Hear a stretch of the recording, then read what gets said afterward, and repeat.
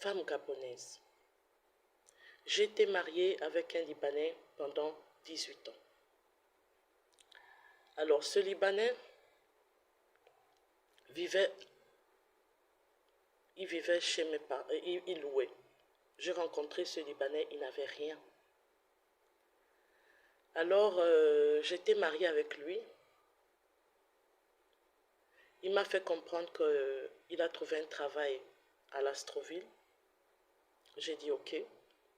J'ai suivi mon mari, comme une femme digne, j'ai suivi mon mari à l'Astroville. Alors, il m'a fait comprendre que moi, lui, comme à l'Astroville, il n'y a pas des écoles, est-ce qu'on pourra envoyer les enfants au Liban? J'ai dit ok, mais en condition que je dois aller de temps en temps voir mes enfants. Il m'a dit ok. J'ai souffert avec cet homme. Vous ne pouvez pas savoir combien je me suis battue. Avec cet homme, on mangeait une fois par jour. Je dis bien une fois par jour. Je suis partie à l'Astroville avec lui. Il m'a fait promettre que les enfants vont rester au Liban. Après, moi, je devais monter, vivre avec eux. On partait chez sa famille. Je remarquais que mes enfants avaient du mal à s'exprimer. Dès que je parle avec les enfants, ils paniquent. Je sentais vraiment une panique dans leurs yeux. Les enfants n'arrivaient pas à s'exprimer. Moi-même, quand je partais au Liban, je n'avais pas la paix. Je passais mon temps à nettoyer leur maison. Ils font de la nourriture à en verser par terre. Je vivais avec cet homme, je serrais la ceinture parce qu'il disait que les enfants sont au Liban. Alors je supportais avec cet homme. Et alors, il a fait semblant, oh non, il faudrait qu'on économise pour qu'on puisse acheter une maison au Liban.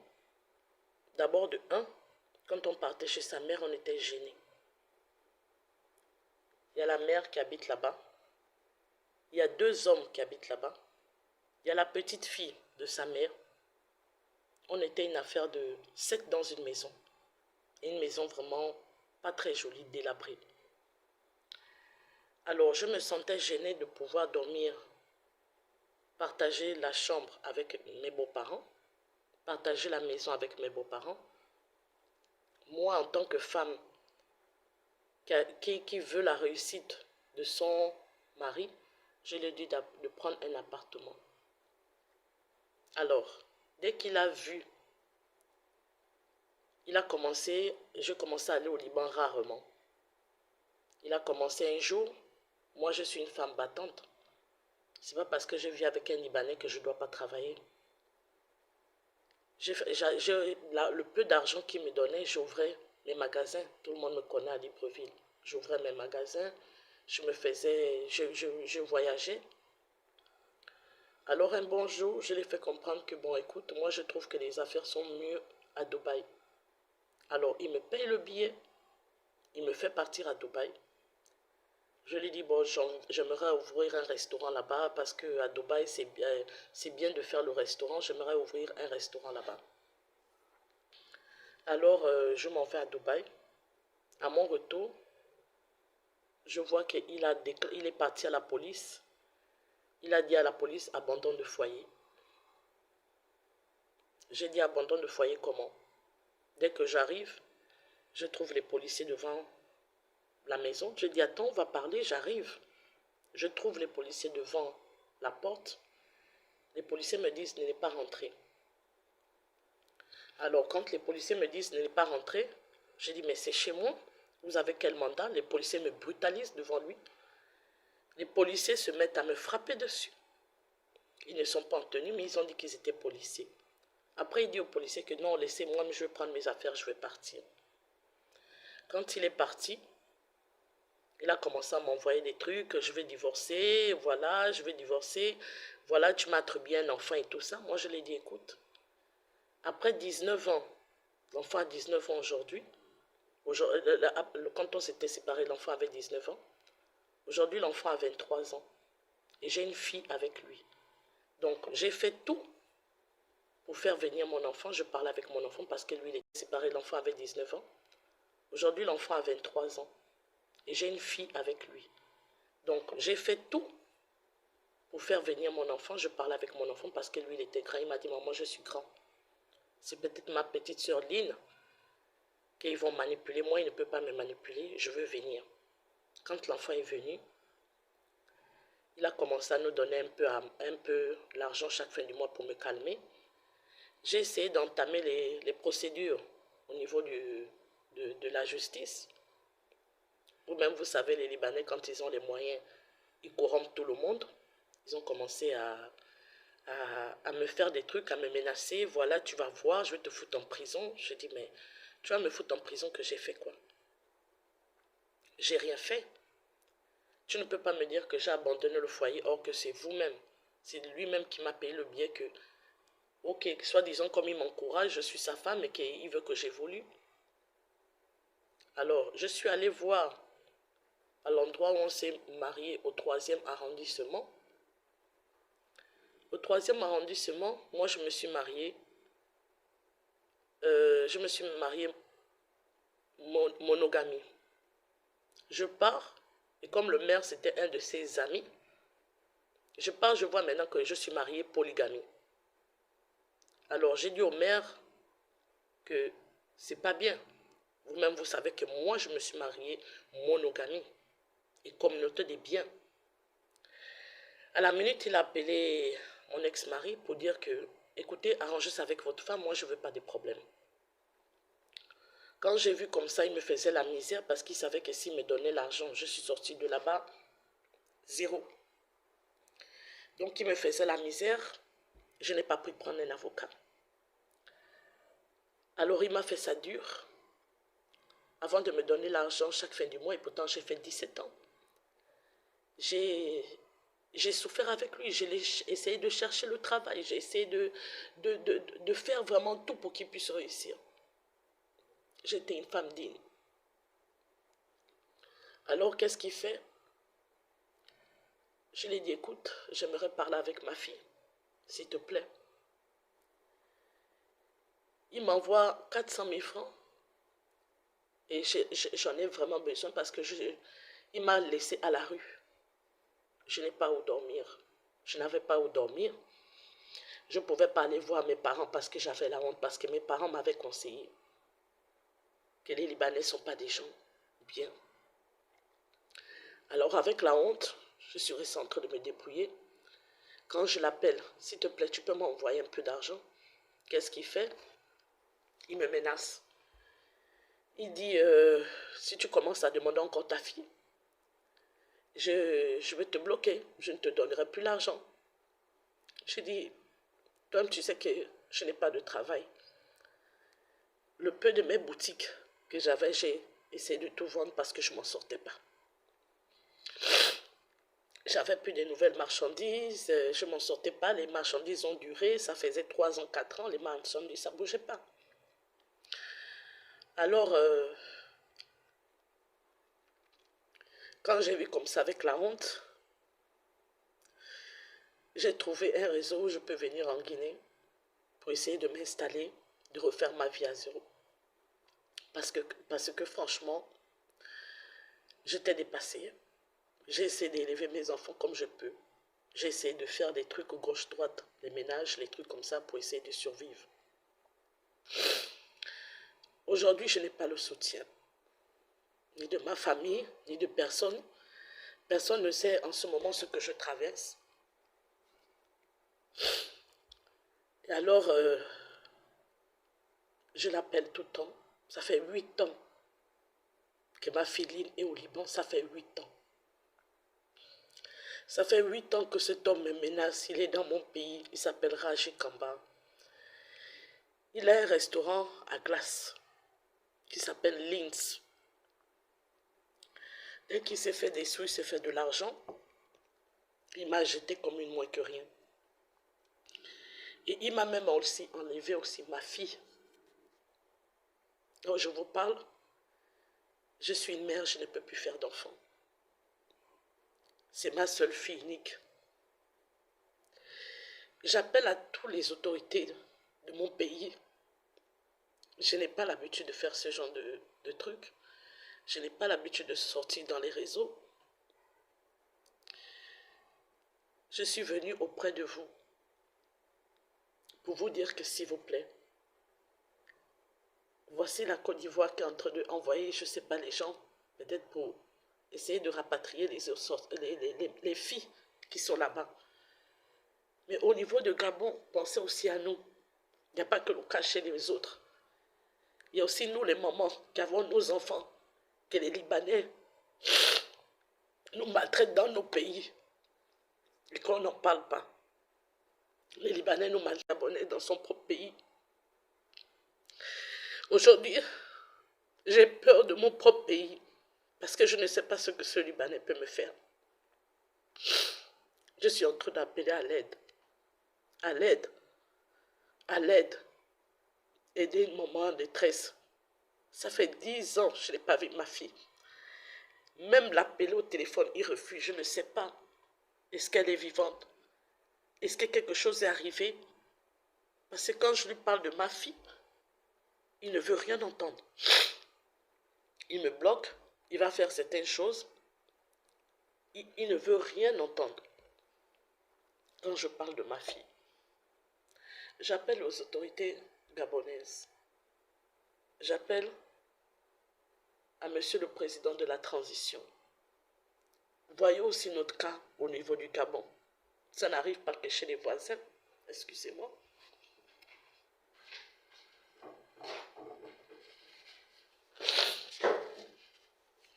Ça n'arrive pas que chez les voisins, chez les autres.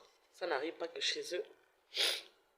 Je demande aux autorités gabonaises, s'il vous plaît, faites aussi un effort pour nous. Il n'y a pas que chez les Ivoiriens. Les Libanais font du sale. Moi, j'étais au Liban. Le raciste est terrible. Le racisme est terrible. Je me mettais sur le côté, je voyais mes sœurs africaines. J'avais mal au cœur. Les Libanais sont des méchantes personnes. Vraiment, je ne connais pas encore. Je connais qu'une seule personne qui a essayé de m'aider. Un YouTuber qui est un Libanais qui a essayé de m'aider. Mais ces gens-là maltraitent les Africains en général. Il faut aller là-bas pour voir ça. Quand on voit nos sœurs qui sont maltraitées, il y a le raciste. Même les métis, il y a du raciste. Ils ne se mélangent pas. Les Libanais sont très racistes, sont très méchants. J'appelle aux autorités gabonaises. Je suis une maman. Je suis une maman, je fais appel aux autorités de mon pays de nous venir en aide, de rapatrier nos enfants, de voir, je ne sais pas, les consuls ou bien les ambassades qu'il y a là-bas dans ce pays. J'appelle à l'aide. Moi, je ne dors plus. Mes frères, ne laissons pas ces gens-là détruire les gens dans notre pays. Et c'est moi qui est gabonais, c'est moi qui ai peur de lui. Parce qu'il a les moyens. Parce qu'il va mettre les gens derrière moi. Il peut même me tuer. J'ai même peur de lui. Même si je souffre comme quoi, je ne vais jamais auprès de lui pour lui dire que voilà, j'ai besoin de manger ou bien je ne sais pas. Les Libanais font vraiment du mal aux Gabonaises. On nous prend nos enfants. Qu'est-ce qu'on a fait pour mériter ça? Qu'est-ce qu'on a fait pour mériter autant de haine sur les Africains? Ils détestent trop les Africains. Nous tous, je parle à toutes les femmes qui ont des enfants avec les Libanais. Les filles, sortez. Dénoncez. Dénoncez ça. Dénoncez ce que les Libanais font. Même au niveau du Gabon, dénonçons. N'ayons plus honte. N'ayons plus honte de dire la vérité. Un Libanais vient, il te fout dehors, il te fait des trucs. Chez lui, on ne peut pas faire ça. On se comporte bien chez eux. Ils nous maltraitent. Les filles qui ont fait, je sais qu'il y a beaucoup qui sont dans la même situation que moi. Sortez, dénoncez. Parce que ce qu'ils sont en train de nous faire, c'est pas normal. Ces Libanais sont en train de nous faire du mal et ils vivent dans nos pays tranquillement. Ils ont la loi, ils ont la police, ils ont tout avec eux. À cause de quelques billets de banque, ils achètent tout le monde. Le Gabon de demain doit appartenir aux Gabonais et non pas des étrangers. Ils sont étrangers, mais ceux qui font la loi. C'est comme si on était encore à l'époque de l'esclavage. S'il vous plaît, mes sœurs, j'ai pris mon courage. Donc vous me voyez, je suis malheureux, je n'arrive pas à dormir depuis combien de jours. Je n'arrive pas à dormir depuis combien de jours. Et j'ai entendu la guerre au Liban et je n'ai pas de nouvelles. Je n'ai pas de nouvelles de mon enfant. Je n'ai pas de nouvelles de ma fille. Et il est là-bas tranquille. Il vit au Gabon, il mange, il machin, il se met à l'aise et c'est lui qui menace. Il me menace que je vais t'emmener à la police, je vais te faire ça, je vais te faire ça. Il a déjà fait ça parce que une fois les policiers sont venus me brutaliser devant lui. Je pleurais. J'ai dit, comment tu peux laisser les policiers venir me taper? Comment tu peux laisser les policiers venir frapper ta femme? Un jour, je suis allée là-bas pour m'expliquer. Son propre grand frère m'a enflé l'œil comme ça. Je suis partie à la maison, j'ai dormi parce que je sais que je n'ai pas des moyens. Je n'ai pas les moyens pour pouvoir le poursuivre. Il met l'argent là-bas, tu l'emmènes là-bas, il met l'argent là-bas, il met l'argent. Il corrompt tout le monde. Et nos frères n'ont même pas de dignité. Nos frères n'ont même pas de dignité pour dire que non.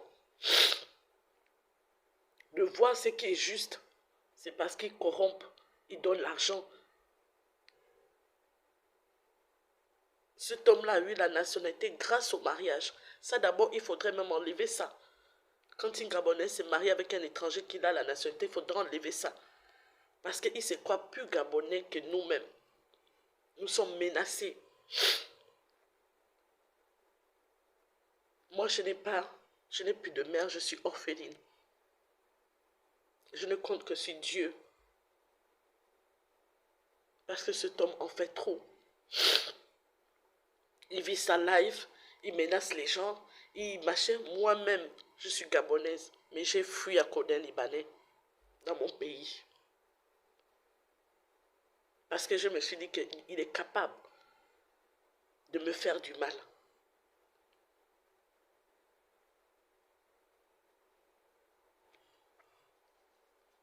Le Gabon les appartient. J'appelle à toutes les filles de dénoncer. Dénoncer ce qui est en train d'arriver. Sortez.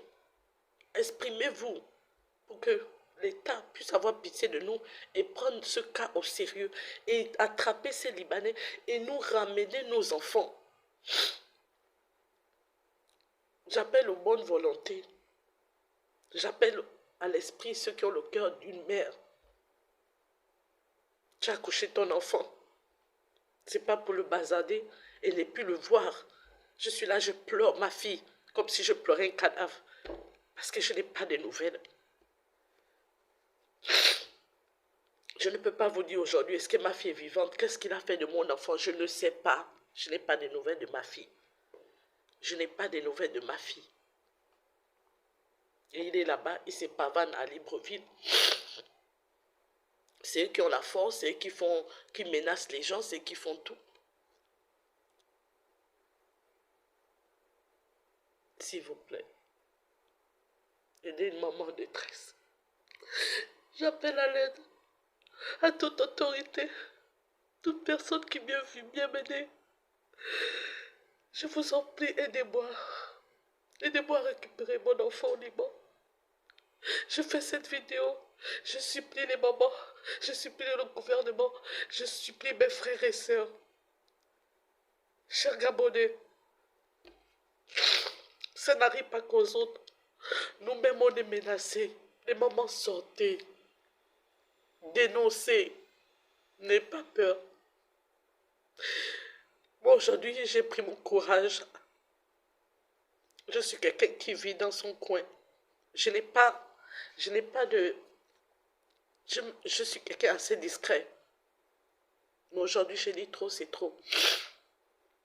Je vais prendre mon courage et parler et expliquer pour que le gouvernement puisse faire quelque chose pour nous et nous ramener nos enfants. Je vous en prie.